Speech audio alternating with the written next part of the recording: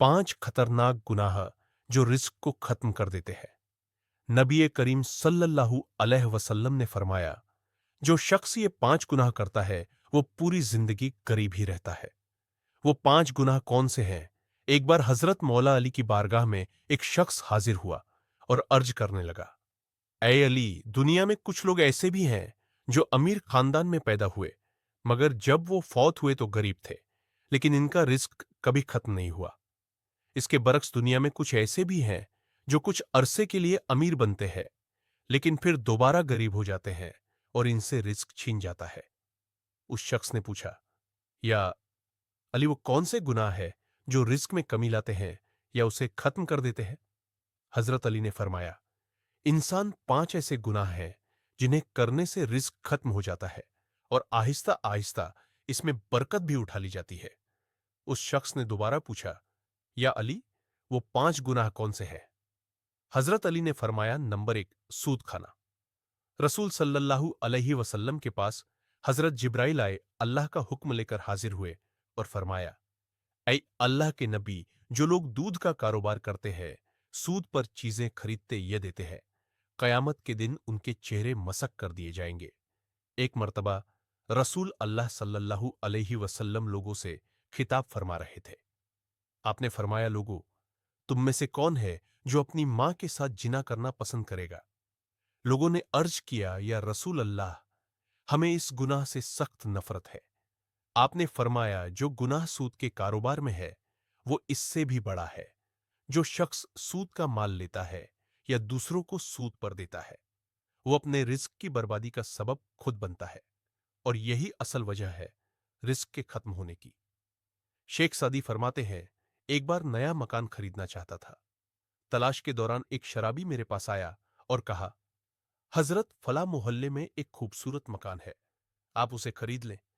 मैं भी उसी मोहल्ले का हूं, तो तुम्हारा हमसाया बन जाऊंगा। उस मकान में कोई ऐब नहीं। शेख सादी फरमाने लगे, ऐ नादान, इससे बड़ा और क्या ऐब हो सकता है कि तू मेरा हमसाया बने?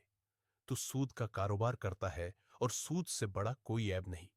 अगर वो मकान मुझे मुफ्त में मिले तब भी मैं उसे ना खरीदूं। शेख सादी ने फरमाया, तेरे मरने के बाद अगरचे वो मकान 10 गुना कीमत पर मिले तब भी मैं उसे नहीं लूंगा। नंबर 2, हजरत अली ने फरमाया, दूसरा बड़ा गुनाह यह है कि कोई शख्स किसी नेक पाक दामन और परहेजगार औरत पर तोहमत लगाए। अल्लाह ताला कुरान मजीद में फरमाता है, जो लोग नेक औरतों पर तोहमत लगाते हैं, वो औरतें जो मेरी रहमत की आगोश में रहती है, जो हर लम्हा मेरी बरकत से माला माल होती है, जो नमाज अदा करती है, बापर्दा रहती है और मुत्तकी है, तो ऐसी औरतों पर इल्जाम लगाने वालों को मैं कसम खाकर कहता हूं, जब तक वो नेक औरतें इन्हें माफ ना कर दे, मैं इन्हें माफ नहीं करूंगा। ये लोग उन औरतों के दिलों पर तोहमत का जख्म लगाते हैं, जिस तरह मां अपनी औलाद के खिलाफ कोई बात सुनना गवारा नहीं करती, इसी तरह अल्लाह अपने नेक बंदों के खिलाफ कुछ सुनना पसंद नहीं फरमाते। हजरत ईसा अलैहिस्सलाम के पास एक बूढ़ी औरत आई। उसने कहा, ए रूह उल्लाह, मेरे शौहर 30 साल पहले वफात पा चुके थे। मैं उनसे बहुत मोहब्बत करती थी। अब वो हर रोज मेरे ख्वाब में आते हैं और कहते हैं, मेरी कब्र पर आओ और इसे खोल कर देखो। रोजाना मेरे ख्वाब में आकर यही कहते हैं, मेरी कब्र को खोदो और मेरा चेहरा देखो। ईसा, मैं बहुत दूर से चलकर यह मसला आपके पास लेकर आई हूं।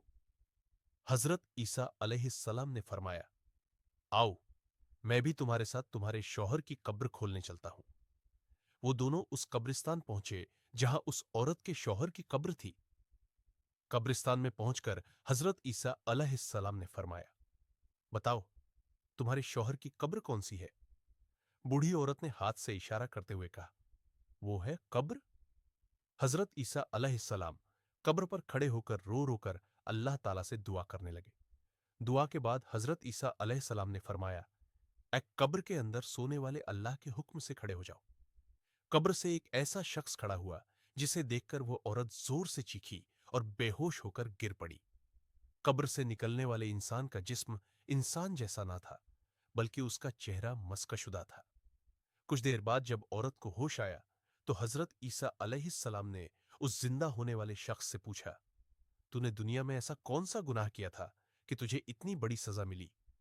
उसने जवाब दिया, ए अल्लाह के नबी, मुझसे एक ऐसा गुनाह हुआ था जिसकी लजा से मेरा चेहरा बिगाड़ दिया गया। हजरत ईसा अलैहिस्सलाम ने पूछा, वो कौन सा गुनाह था? उस शख्स ने कहा, मैं नेक और परहेजगार औरतों पर तोहमत लगाता और उनका गलत इस्तेमाल करता था। इसी वजह से मुझे यह सजा मिली। रोजे महशर उन लोगों के साथ उठाया जाएगा जिनके चेहरे मसब किए गए होंगे।